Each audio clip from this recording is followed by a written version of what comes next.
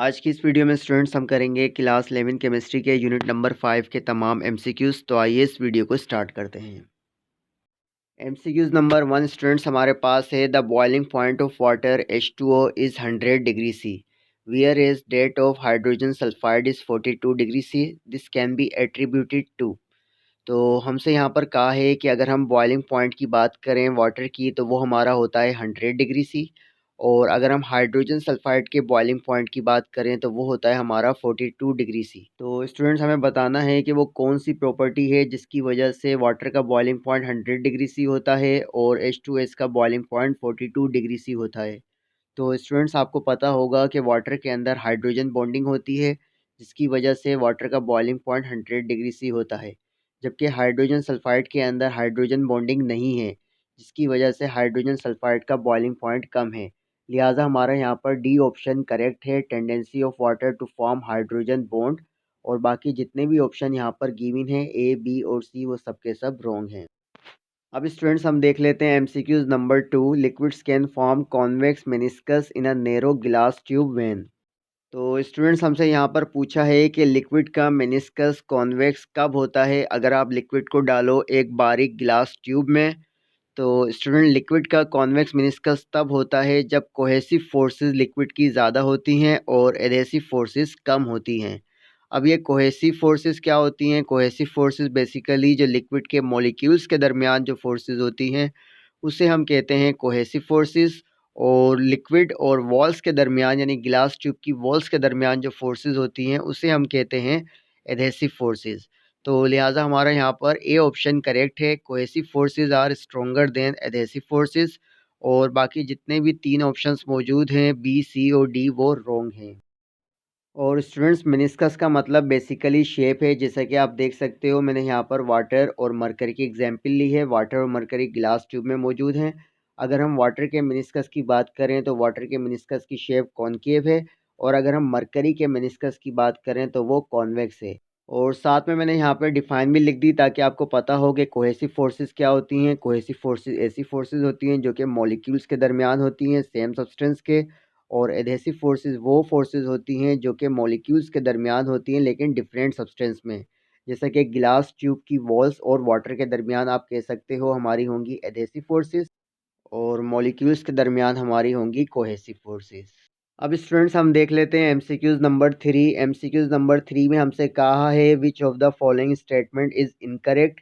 नीचे कुछ statements given है और हमें बताना है कि उन चारों स्टेटमेंट में से कौन सी स्टेटमेंट गलत है। तो नंबर ए ऑप्शन स्टूडेंट्स हमारे पास है viscosity is the resistance against flow of liquid.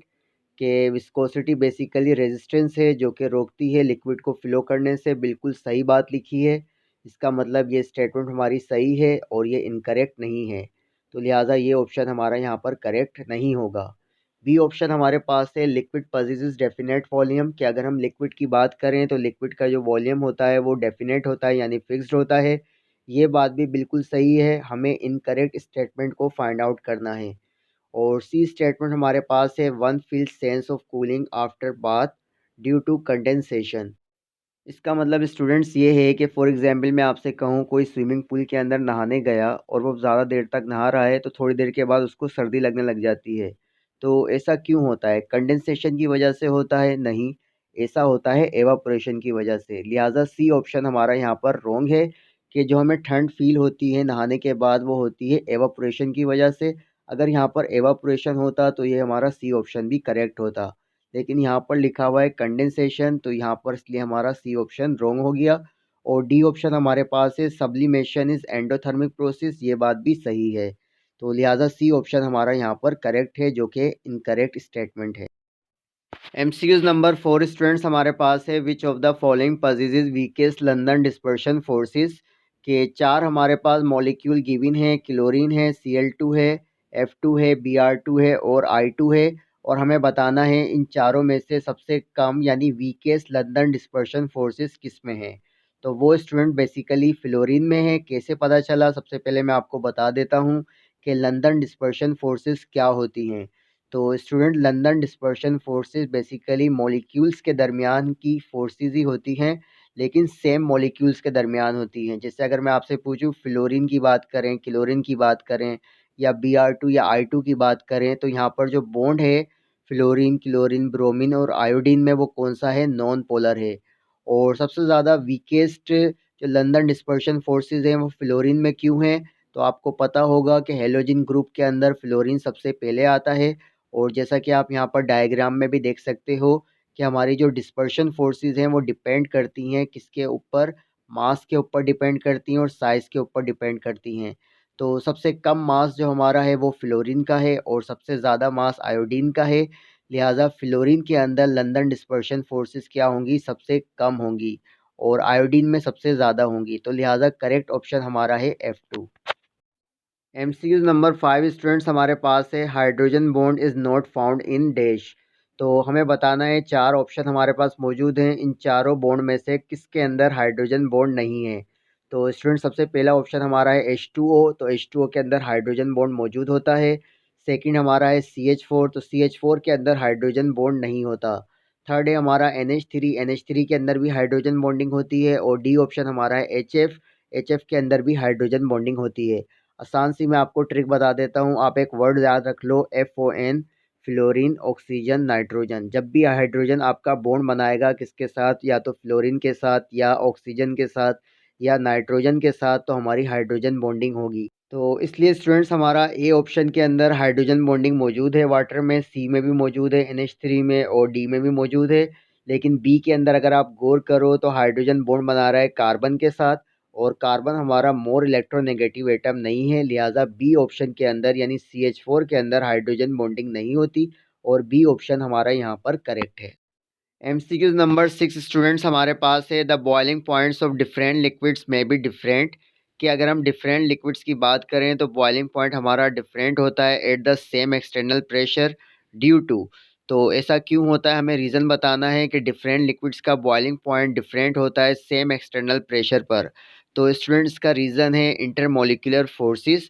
B option हमारा करेक्ट है। बाकी सरफेस एरिया, विस्कोसिटीज़ और अमाउंट ऑफ लिक्विड्स जो कि गिवन है A, C और D ऑप्शन में, ये हमारे रॉन्ग हैं। अब स्टूडेंट्स हम देख लेते हैं MCQs नंबर 7। MCQs नंबर 7 में हमसे पूछा है which statement is incorrect about evaporation. कि अगर हम बात करें एवापोरेशन की तो नीचे चार ऑप्शंस हमारे पास मौजूद हैं, उन चारों ऑप्शन में से एवापोरेशन से रिलेटेड कौन सा ऑप्शन हमारा इनकरेक्ट है। तो नंबर ए के अंदर स्टूडेंट्स यहाँ पर लिखा हुआ है, यानी इट का मतलब है एवापोरेशन, यानी evaporation is an exothermic process. तो स्टूडेंट्स एवापोरेशन एक्सोथर्मिक प्रोसेस नहीं होता, एवापोरेशन हमारा एंडोथर्मिक प्रोसेस होता है, क्योंकि इसके अंदर हीट क्या होती है, एब्जॉर्ब होती है। तो लिहाजा स्टूडेंट्स हमारा ए ऑप्शन यहाँ पर गलत है, बाकी सारे सही हैं। बी ऑप्शन में लिखा हुआ है it is reverse process of condensation, कि एवापोरेशन रिवर्स प्रोसेस होता है कंडेंसेशन का, बिल्कुल सही लिखा हुआ है।